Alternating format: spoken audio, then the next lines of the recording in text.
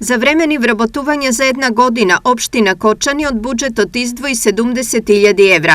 Веќе е склучени договор со приватна агенција за вработување преку која треба да се реализираат ангажманите на лицата кои ќе бидат времено вработени во општината.